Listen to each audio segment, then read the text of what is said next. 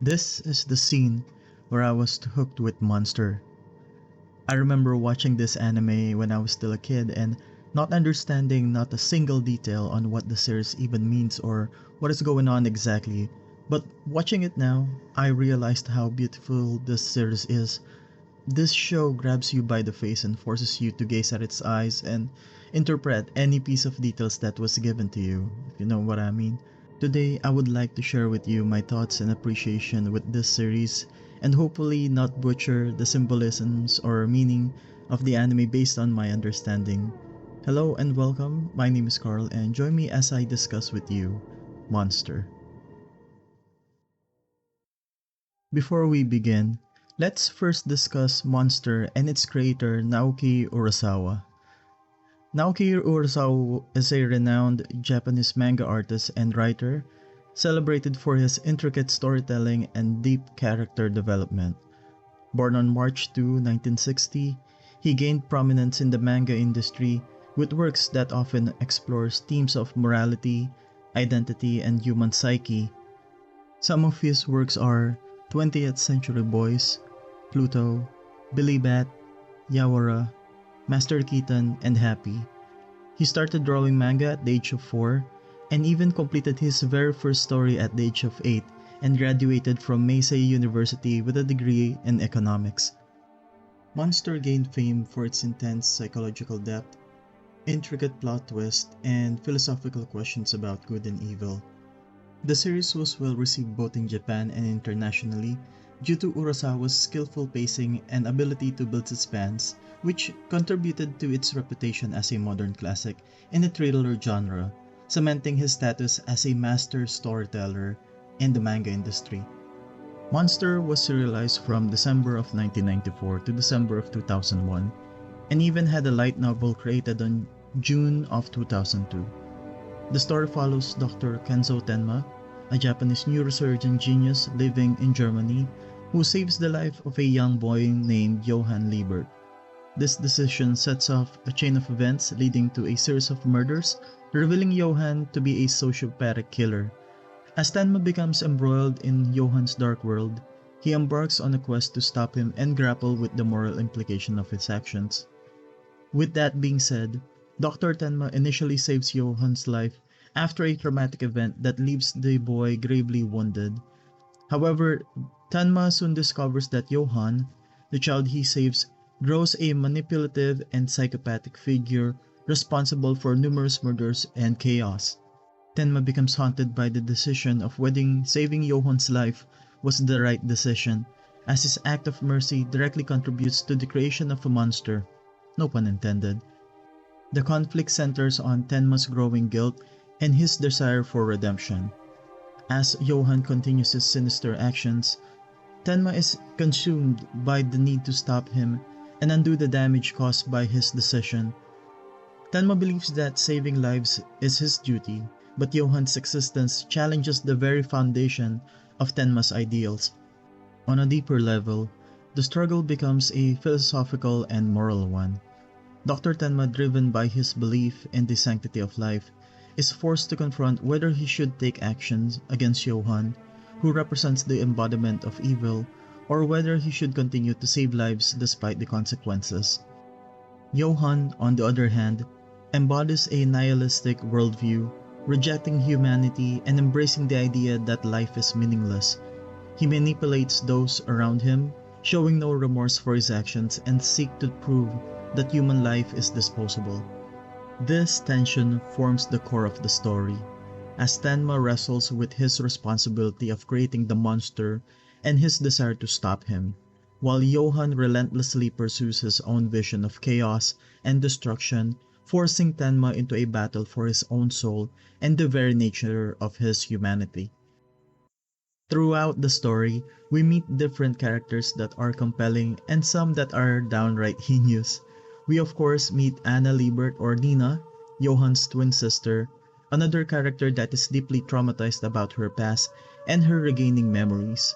In some ways, she's also guilty about what happened or feels guilty on what happened before and is torn with the actions that she made and feels like she owes everyone because she felt that she could have finished all the terrible things that happened with the action, which ending Johan's life, or so we thought. We also meet other characters like Dieter, Dr. Reichwein, Eva Heinemann, Inspector Lange Grimmer, and so much more. Sorry if I butcher some of the names, but all of are interesting and contribute to the rich story of this anime. If I introduce them one by one, my god, this video may take a whole day to finish, but let's talk about that in the future. If you are interested in me covering those characters one by one, please feel free to let me know in the comment section below, and I would be more than happy to do that in the future. Now going back to my boy Johan, I think the reason why he is so compelling and why you see a lot of people on the internet using him as their PFP or profile picture is because of his undoubted charisma. Now I'm not saying I understand him completely or what his full motives are, but damn, this guy is freaking charismatic, like a magnet pulling you to him. The way he talks, walks, and acts in face value makes you think he's an angel. I know, I may sound that I am glazing this guy, but if you know or if you think about it, if you are someone, or let's just say an NPC, for a lack of a better word, inside this world, and you don't know any details around this guy's past or what his motives are, 99% of the time you will likely fall into this man's charm or manipulation. Hell, even serial killers are not safe with this bad boy. All I'm saying is this guy will risk the hell out of us until he do his bidding. Also, can I say how much I love Grimmer? I don't care if it may sound biased, but for me, he's by far the best character in the series. He is the embodiment of dedication and commitment. Commitment to escape from his past and what might have happened to him, but just someone who just wants to make the world a better place, especially for kids. He didn't let his past consume him, even though it is hard, and even use it to help anyone if he can. Man, I really feel for him, especially when he talked about the death, spoiler alert, of his son, his past, and how hard it is to learn how to smile. I couldn't even imagine how hard it must be to not to even cry. And honestly, I think it's scary not to feel emotion in that scenario, but at least he was able to feel it in the end, even if it's too late. He actually is the one who has inspired me in creating this video. Moving on, let's talk about Monster's themes and some of the moral dilemmas that happened in the series. Monster explores the idea of moral responsibility and the complexities of making ethical choices. Dr. Tenma's initial actions sets the stage for a long exploration of moral ambiguity. When Tenma saves Johan's life as a child instead of the mayor, he is driven by a strong sense of duty as a doctor. However, the seemingly righteous decision leads on to, unintended and devastating consequences. As the story progresses, the question of what is truly right or wrong becomes more difficult to answer. Johan, who is often viewed as the embodiment of evil, of course, has moments of vulnerability and trauma that complicates the understanding of his character.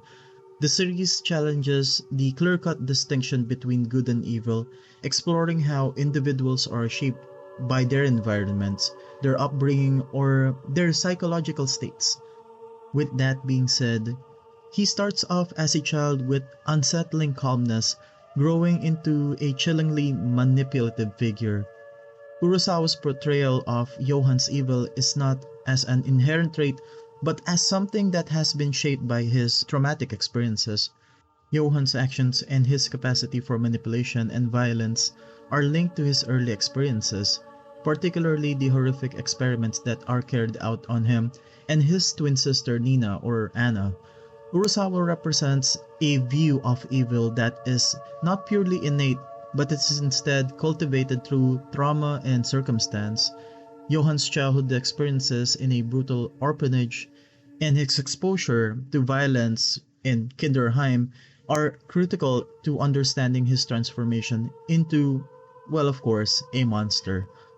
Johan's character is symbolic of a broader question of how evil can manifest in different forms, whether through individuals, institutions, or perhaps systems. The series forces the watchers to confront the idea that evil is not always a matter of choice, but can sometimes be a result of forces that are beyond of their control. Johan's ability to manipulate those who are around him and his near psychotic lack of empathy suggest that evil is not just a moral feeling but something deeply psychological and environmental. Trauma is another crucial theme in Monster. Many characters in the story are shaped by their past traumatic experiences and the effects of this trauma that drives their motivation and actions throughout the series.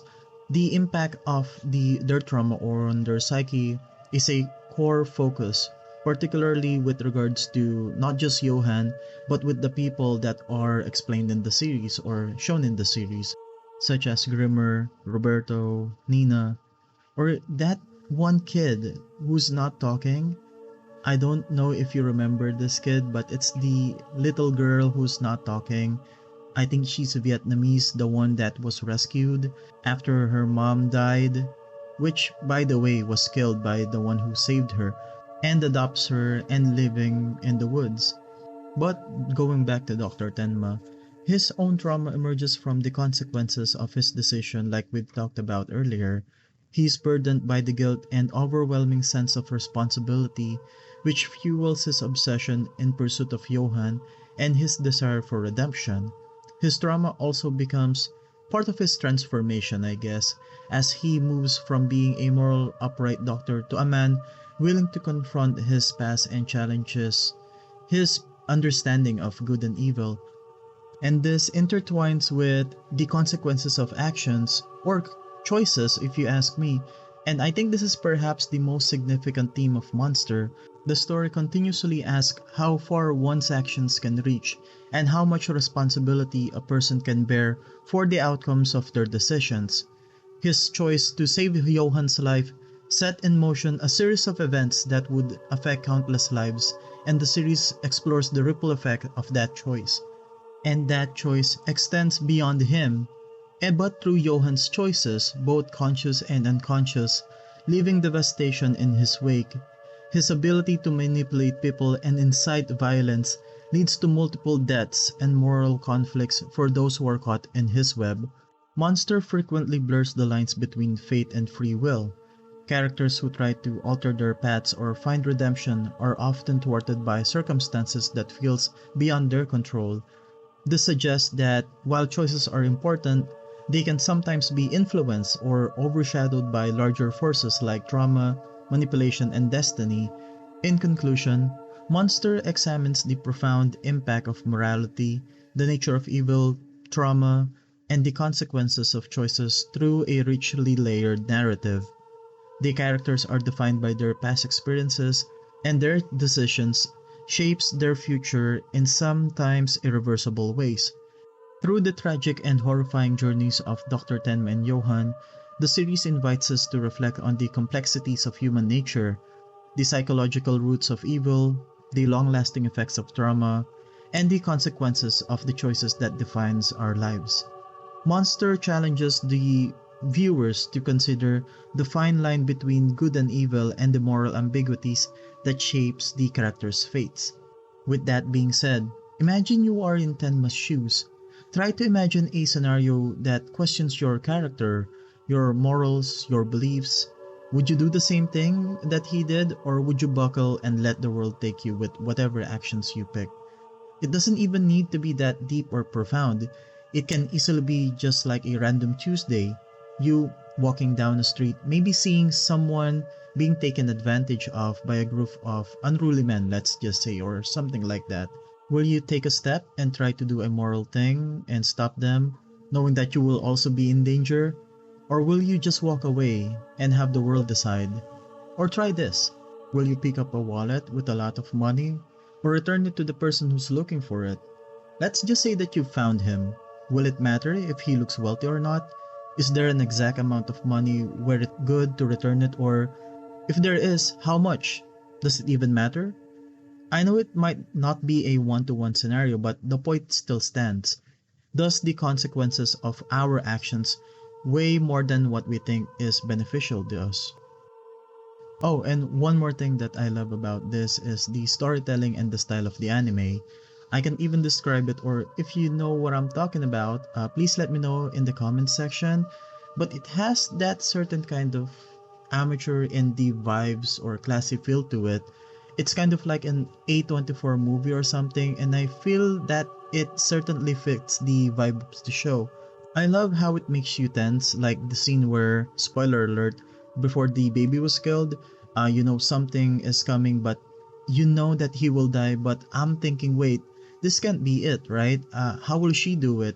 Am I just paranoid, or is she just really nice and sweet, or something like that?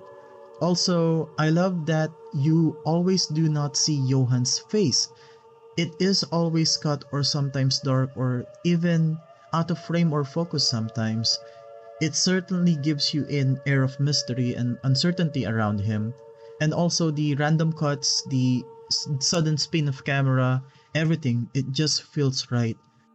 There are some times where it can be a little bit boring, especially when there's a lot of dialogues, but I guess that's just normal, and my hyperactive brain addicted to TikTok or YouTube clips is just not used to it.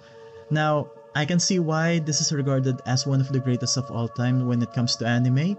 Even I am a filthy casual anime watcher, and I can see the brilliance of the characters, the story, the storytelling, everything, and it is very hard to explain why. I know that it is very exciting and thrilling anime to watch, and you know that it's good when you're telling yourself that you'll only watch one episode and then it turns 3 or 4 or 5, 6, 7 until you don't have enough time. But to end this video, please let me know if I missed something, and you're more than welcome to share your experience and thoughts about the series in the comment section below. If you are still with me until the end of this video, I would like to sincerely thank you for sticking with me, and I would like to let you know how I truly appreciate you for watching this. Also, if you like the video, please do hit the like button and don't forget to subscribe to my channel and hit the notification bell for more content. I'll release more contents or anything if I think that's interesting, whether it's shows, animes, video games, or more. And as always, stay safe and have a nice day. See you soon.